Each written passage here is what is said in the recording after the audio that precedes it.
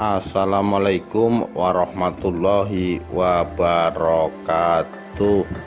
Rahayu Rahayu Sagung Dumadi. Misteri pertarungan Surontanu lawan Kebo Kicak, sang santri murtad.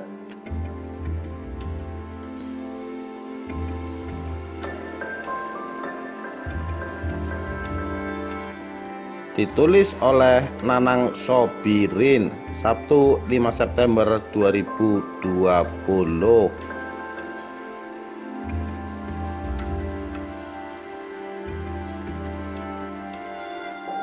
Sebelum berdirinya pesantren Tebu Ireng tahun 1889 di Desa Cukir, Kecamatan Diwek, Jombang, Jawa Timur, tak jauh dari lokasi itu telah berdiri sebuah pesantren bernama Sumoyono yang didirikan oleh Kiai Sumoyono. Dari pesantren Sumoyono ada dua santri yang amat menonjol dan terkenal, yakni Surontanu dan Joko Tulus atau Kebo Kicak. Sayangnya kedua santri tersebut harus bermusuhan karena berbeda jalan. Surontanu merupakan murid pesantren Sumoyono yang sangat keras menolak segala bentuk maksiat dan ketidakadilan, termasuk saat Belanda datang ke Desa Cukir untuk mendirikan pabrik gula. Sementara Joko Tulus adalah santri murtad yang memilih jalan sesat demi mencapai kesenangan duniawi yang hanya sesaat, hingga rela menjadi antek Belanda. Perbedaan itu membuat kedua santri yang sama-sama memiliki kanuragan tinggi dan mumpuni ini selalu berbenturan sehingga menjalin permusuhan abadi. Awal permusuhan Surontanu dan Joko Tulus dimulai saat Belanda membangun pabrik gula di Desa Cukir. Kesewenang-wenangan Belanda dalam mendirikan pabrik dengan merubah paksa sawah-sawah menjadi kebun tebu membuat Surontanu emosi dan memberikan perlawanan terhadap kebijakan kolonial itu. Terlebih Belanda sengaja mendukung berdirinya tempat maksiat di lokasi bernama Kebo Ireng yang tak jauh dari pabrik gula serta pesantren Sumoyono.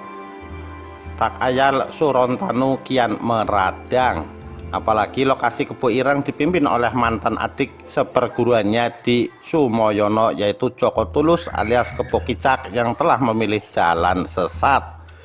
Cikal bakal Joko Tulus menjadi penjahat sebenarnya sudah tercium sejak awal masuk pesantren, karena masuk pesantren Sumoyono sebenarnya bukan keinginan Joko Tulus, namun kakeknya yang mengirim dan menitipkan langsung kepada Kiai Sumoyono. Oleh Kiai Sumoyono, Joko Tulus diberi perhatian khusus saat di pesantren hingga menjadi murid kesayangan Kiai. Sayang, perhatian dan kasih sayang Kiai Sumoyono tak mampu meluluhkan hati Joko Tulus untuk menuju jalan hitam dan menjadi pimpinan utama tempat maksiat Kebo Ireng. Cerita Joko Tulus bergabung dengan Kebo Ireng berawal ketika dirinya makan di warung yang ada di Pasar Cukir. Saat makan, Joko Tulus diganggu oleh para preman Desa Cukir. Emosi dan naik pitam, Joko Tulus menantang preman tersebut berkelahi. Hanya dalam hitungan detik, Joko Tulus yang memang sakti itu melumpuhkan preman tersebut. Kehebatan Joko Tulus terlihat oleh Wiro, dukun sakti aliran hitam yang menjadi antek Belanda serta pemimpin tempat maksiat Kebo Ireng. Karena pujukan Wiro, akhirnya Joko Tulus keluar dari pesantren Sumoyono untuk masuk ke Lembah Hitam dan dinobatkan sebagai pemimpin utama Kebo Ireng. Pasca menjadi pemimpin Kebo Ireng, kelakuan Joko Tulus bagaikan iblis yang dipenuhi maksiat, dari mulai berjudi, berkelahi, serta main perempuan, sehingga oleh masyarakat Joko Tulus diberi gelar Kebo Kicak. Namun oleh Wiro serta orang-orang aliran hitam, Joko Tulus dianggap pahlawan yang paling mereka takuti juga segani. Oleh Belanda, Joko Tulus didukung penuh karena rajin menyetor upeti. Keberingasan Joko Tulus semakin membuat Surontanu tak mampu lagi mengendalikan diri. Akhirnya dengan mengumpulkan ratusan santri Sumoyono yang memiliki bekal kanuragan mumpuni Surontanu menyerang tempat maksiat Kebo Ireng, pemimpin mantan adik seperguruannya di pesantren. Surontanu menyerang tempat maksiat Kebo Ireng yang dipimpin mantan adik seperguruannya di pesantren. Mendapat serangan Surontanu dan santri-santri pesantren Sumoyono, gerombolan pendekar hitam Kebo Ireng di bawah pimpinan Kebo Kicak memberikan perlawanan sengit pada malam itu. Namun karena kalah semangat dan beda motivasi, anak buah Joko Tulus kocar-kacir. Bahkan Wiro sang dukun sakti beserta beberapa anak buahnya melarikan diri meminta bantuan Belanda. Sadar anak buahnya mulai lemah dan sebagian melarikan diri, Joko Tulus pun mencoba lari dengan melompat dari atap pondok ke pondok lain. Aksi santri murtad ini diketahui oleh Surontanu. "Jangan lari kau Joko Tulus, kau harus binasa," teriak Surontanu sambil mengejar Joko Tulus. Joko Tulus terkejut dan terus berlari ke daerah perkebunan tebu.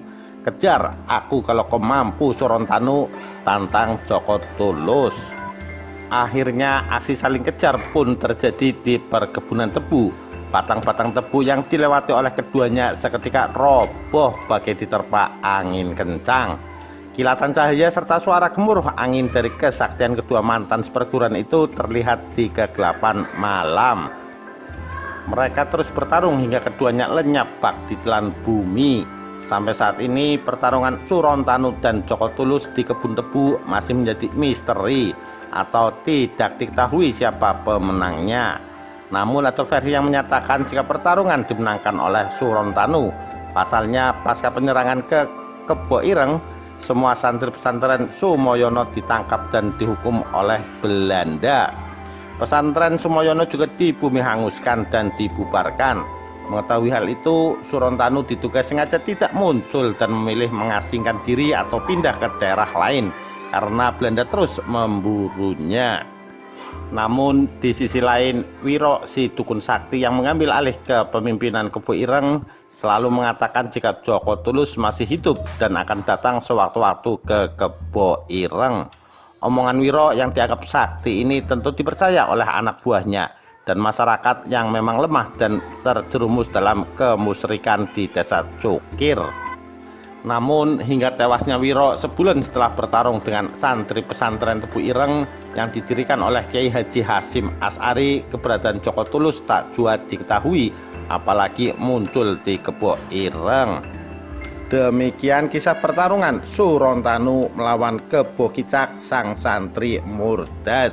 Sekian, terima kasih. Wassalamualaikum warahmatullahi wabarakatuh. Rahayu Rahayu Sagung Dumadi.